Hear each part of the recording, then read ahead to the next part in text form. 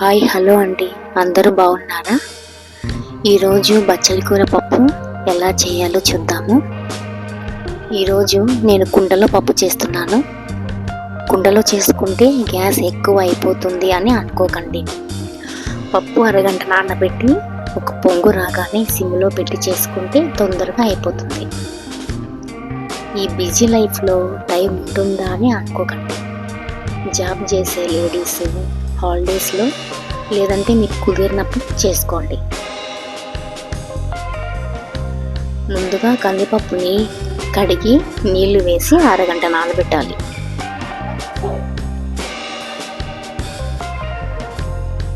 అరగంట నానబెట్టిన కందిపప్పుని స్టవ్ మీద పెట్టుకొని ఉడకనింపాలి. ఇక్కడ ఒక పొంగు రాగానే నేను సిమ్లో పెట్టుకున్నాను. దాంట్లో పసుపు, మీ కారానికి తగినట్టు పచ్చిమిర్చి, 2 టమోటాలు, ఒక చిన్న సైజు ఆనియన్ అన్నీ కట్ చేసి పప్పులో వేయాలి.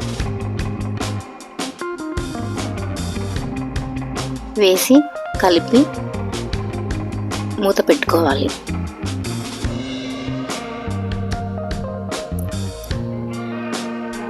బచ్చలి కూర ఆకుని శుభ్రంగా కడిగి కట్ చేసుకోవాలి. ఇక్కడ పచ్చిమిర్చి, టమోటా, ఆనియన్ ఉడికిన తర్వాత ఆకును వేసుకొని కలిపి మూత పెట్టేయాలి.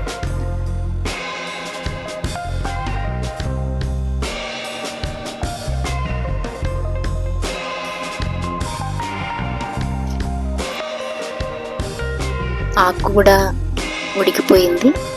ఇక్కడ చింతపండుని బౌల్లో నానబెట్టి ఉంచాను.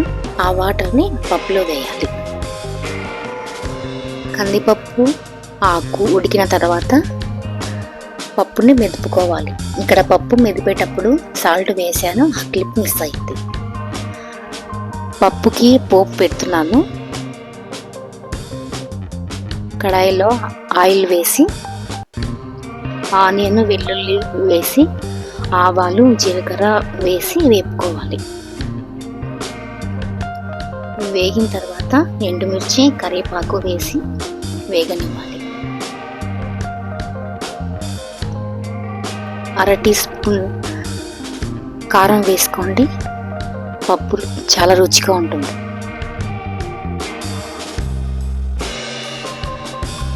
పోపు వేసుకున్న తర్వాత పప్పుని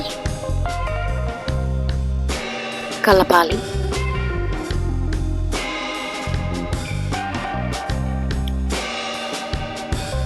ఇక్కడ పప్పు రెడీ అయిపోయిందండి.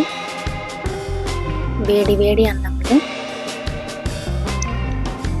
పప్పు వేసుకొని దాని మీద నెయ్యి వేసుకొని